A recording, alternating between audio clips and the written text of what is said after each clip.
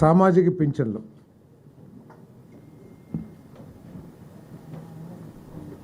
దాదాపు 65 లక్షల మందికి ఉపయోగపడే విధంగా 28 కేటగిరీస్లో వివిధ వర్గాలకి పెన్షన్స్ ఏదైతే ఇస్తున్నారో వాటన్నిటిని కూడా పెంచడం జరిగిందని చెప్పేసి మీ అందరికీ మనం చేస్తా ఉన్నాను. నేను 3,000 నుంచి 4,000 రూపాయలకి ఈ పెన్షన్ను పెంచడం జరిగిందని చెప్పేసి మనం చేస్తా ఉన్నాను.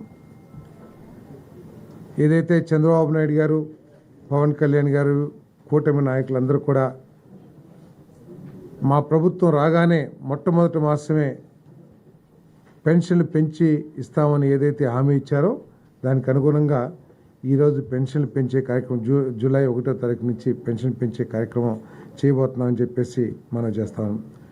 దాదాపు 65 లక్షల మందికి 65.3 లక్షల మందికి ఈ పెంపుదల మూలంగా లబ్ధి చేకూరుతుందని చెప్పేసి కూడా మీ అందరికీ మనం చేస్తాను. ఇక్కడ ఆలోచించాల్సింది ఏంటంటే పోయిన ప్రభుత్వం 1,000 రూపాయలు పెంచడానికి 4 సంవత్సరాలు తీసుకుంటే ఈరోజు చంద్రబాబు నాయుడు గారి నాయకత్వంలోని ప్రభుత్వం 1,000 రూపాయలు పెంచడానికి కేవలం ఒక 10-15 రోజులు మాత్రమే తీసుకోవటం దీంట్లో సంతోషించదగ్గ విషయం అని చెప్పేసి కూడా మీ అందరికీ మనం చేస్తాను.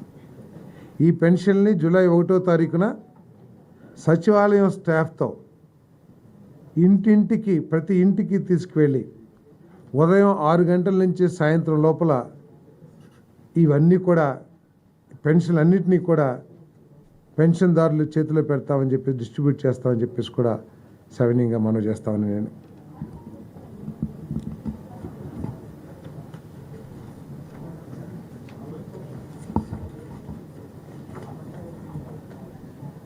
మరి ఒక కేటగిరీ ఫిజికలీ డిజేబుల్డ్ పర్సన్స్కి 3,000 నుంచి 6,000 రూపాయలు, పూర్తి అంగవైకల్యంతో ఉన్న వాళ్ళకి 5,000 నుంచి 15,000 రూపాయలు కూడా పెంపుదల కూడా ఇవ్వబోతున్నామని చెప్పేసి కూడా నేను మనవి చేస్తాను. కొన్ని క్రానిక్ డిసీజెస్ ఉన్న వాళ్ళకి లివర్ డిసీజు, అదేవిధంగా ఎలిఫెంటాసిస్, కిడ్నీ ఇటువంటి దీర్ఘకాలిక అనారోగ్యం ఉన్న వాళ్ళకి 5,000 నుంచి 10,000 రూపాయలకి పెంచడం జరుగుతుందని చెప్పేసి కూడా మనం చేస్తాను. వీటన్నిటి మూలంగా అంతేకాకుండా మేము చెప్పినట్లు జూలై 1వ తారీఖున 7,000 రూపాయలు అంటే మంత్లీ పెన్షన్ 4,000 రూపాయలు, బకాయిలు ఏప్రిల్, మే, జూన్ ఏదైతే చెప్పామో ఆ 3 నెలలకు సంబంధించి 3,000 రూపాయలు మొత్తం కలిసి 7,000 రూపాయలు మరి ఇవ్వబోతున్నామని చెప్పేసి మనం చేస్తాను. ఈ పెంపుదల మూలంగా కేవలం పెరుగుదలే 819 కోట్ల రూపాయలు ప్రతి మాసం కూడా ప్రభుత్వం మీద ఆర్థిక భారం పడుతుందని చెప్పేసి కూడా మనం చేస్తాం. ఆర్థిక భారం కంటే కూడా పేద ప్రజలు, వృద్ధుల అవసరాలు తీర్చడం లక్ష్యంగా ఈ పెంపుదల చేశామని చెప్పేసి కూడా మనం చేస్తాను. ఈ 3 నెలలకు సంబంధించి ఏదైతే ఎరియర్స్ ఇస్తున్నామో ఆ భారం 1,650 కోట్ల రూపాయలు కూడా ప్రభుత్వం భరించబోతుందని చెప్పేసి కూడా మీకు మనవి చేస్తూ మొత్తం 4,408 కోట్ల రూపాయలు మరి ప్రభుత్వం ఖర్చు చేయాల్సి ఉంటుంది. ఇంతకుముందు సంవత్సరానికి 23,272.44 కోట్ల రూపాయలు ఈ సామాజిక పెన్షన్స్ కింద ప్రభుత్వం ఖర్చు చేస్తే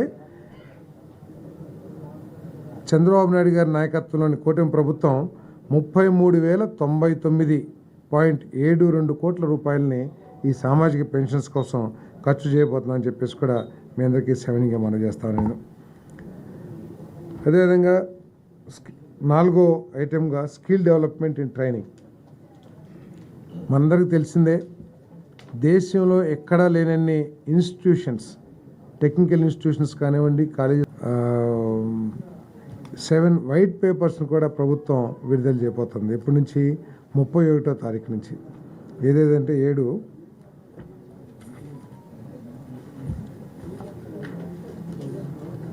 ఆశరా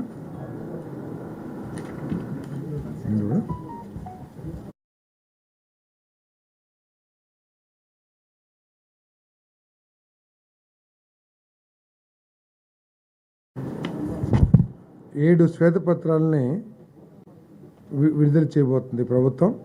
పోలవరం మీద ఒకటి, అమరావతి, విద్యుత్ పర్యావరణం, ల్యాండ్, శాండ్, మైన్స్, జియాలజీ మొదలైనవన్నీ కూడా, liquor and excise, law and order మరియు ఫైనాన్స్ మీద శ్వేతపత్రాలు రిలీజ్ చేయబోతా ఉన్నాము. అది 31వ తారీఖున మొదలుపెట్టి 18వ తారీఖు వరకు కూడా 3 రోజుల గ్యాప్తో 4 రోజుల గ్యాప్తో ఇవన్నీ కూడా మరి రిలీజ్ చేయబోతుంది. అంటే గత ప్రభుత్వం ఏ విధంగా ఈ రంగాల్ని దుర్వినియోగం చేయటమో లేకపోతే విధ్వంసం చేయటమో, ఏ విధంగా ఆర్థిక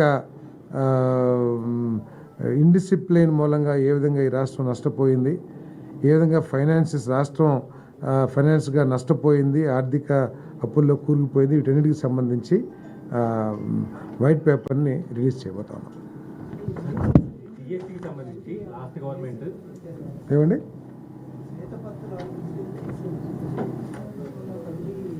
కమిటీ ఏం లేదు, ఆయా సంబంధిత మంత్రులు అధికారులు కలిసి తయారు చేసి ముఖ్యమంత్రి గారితో చర్చించి అవసరమైతే కేబినెట్ కొలీగ్స్తో కూడా చర్చించి రిలీజ్ చేస్తారు, ప్రభుత్వం రిలీజ్ చేస్తుంది.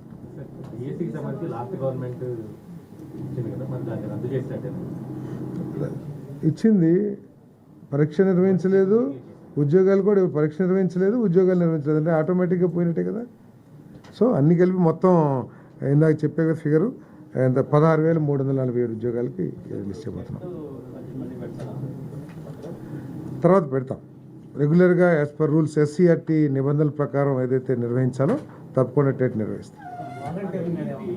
ఏమండి, ఏం డిస్కషన్కి ఏం రాలేదు.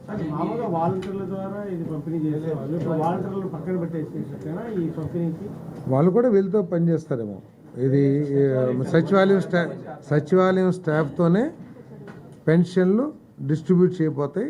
డోర్ టు డోర్ ప్రతి ఇంటికి కూడా సచివాలయ ఉద్యోగస్తుల ద్వారా మేము పెన్షన్ డిస్ట్రిబ్యూట్ చేస్తాం.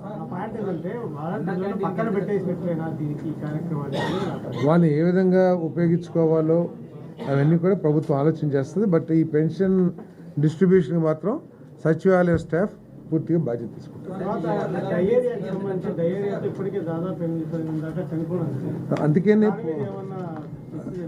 అందుకనే పారిశుద్ధ్య పనులని వేగవంతం చేయమని ప్రతి ఒక్కరు కూడా బాధ్యతగా ప్రతి మున్సిపాలిటీలో ప్రతి విలేజ్లో కూడా ఈ డ్రైనేజీ మురుగునీటిని క్లీన్ చేసేసి కార్యాచరణ సూచించారు.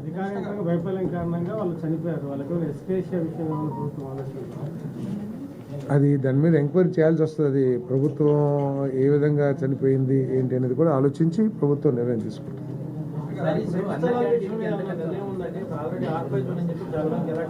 ఏదండి,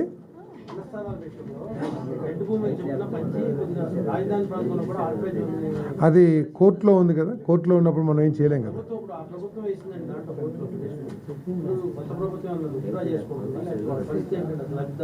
ఇప్పుడు కోర్టులో ఉంది కాబట్టి